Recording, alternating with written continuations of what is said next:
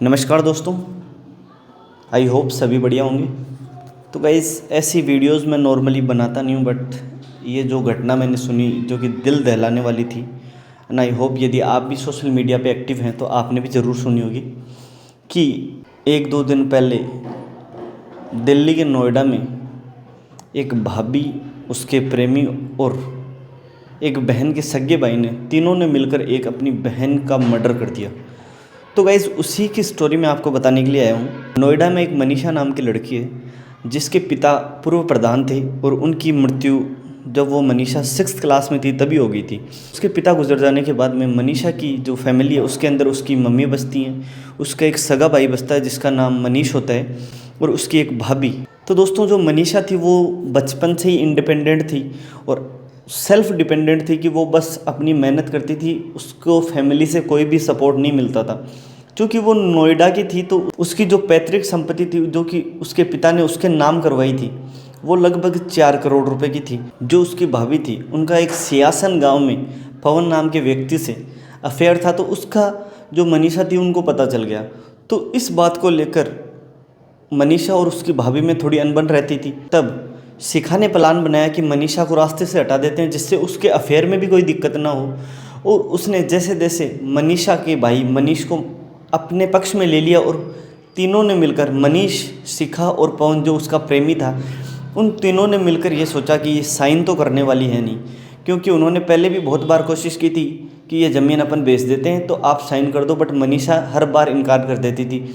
और वो अपना एक ऑफिस ज्वाइन कर रखा था, उसके अंदर काम करती थी और अपनी मेहनत का खाती थी। तब मनीषा के भाई मनीष, शिखा और पवन जो कि शिखा का प्रेमी था, उन तीनों ने मिलकर एक रात को उसको मारने का प्लान बनाया।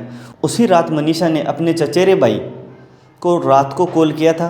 तब उसके चचेरे भाई ने कॉल नहीं उठाया, और उसके बाद में जब उसके चचेरे भाई ने उसको कॉल किया तो मनीषा ने कॉल नहीं उठाया।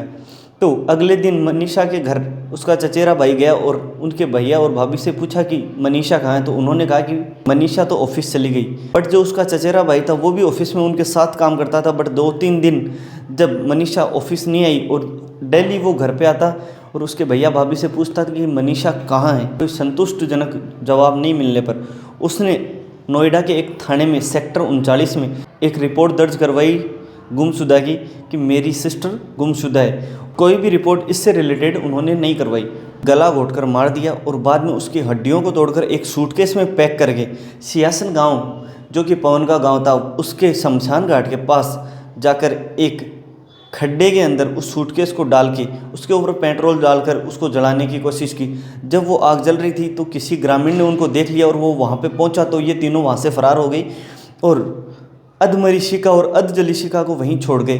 तब ग्रामीण ने पुलिस को रिपोर्ट की कि यहाँ पे कुछ ऐसा हुआ है। तो 72 घंटे के अंदर पुलिस ने जांच मुआयना करके यह पता लगाया कि जो मनीष, शिखा और जो पवन है उन्होंने तीनों ने मिलकर प्रॉपर्टी के चक्कर में जो कि 4 करोड़ रुपए की है उसके चक्कर में अपनी बहन को, शिखा ने अपनी ननद को गला घोटकर मार दिया है और उसको जलाने की कोशिश की है। जब शुरुआत में इनसे पूछताछ की गई तो इन्होंने इनकार कर दिया, और जब थोड़ी सख्ती से पूछताछ की गई तो मनीषा और शिखा ने कबूला कि उन्होंने उसको मारा और जो पवन था वो फरार हो गया। तो दोस्तों, आप सभी से रिक्वेस्ट यही है कि इस धन दौलत के चक्कर में अपनों को ना खोएं, और आप सभी से रिक्वेस्ट है जैसे भी आप मनीषा को जस्टिस दिला सकते हैं, जो पास के लोग हैं, जो कि दिल्ली के लोग हैं, आने वाले दिन में शायद वहाँ पे कैंडल मार्च होने वाला है, वहाँ पे ज़्यादा से ज़्यादा लोग जाएं और ट्विटर पर जस्टिस फॉर मनीषा उर्फ मिनी ज़रूर लिखें और कमेंट बॉक्स में आप अपनी राय ज़रूर बताएं।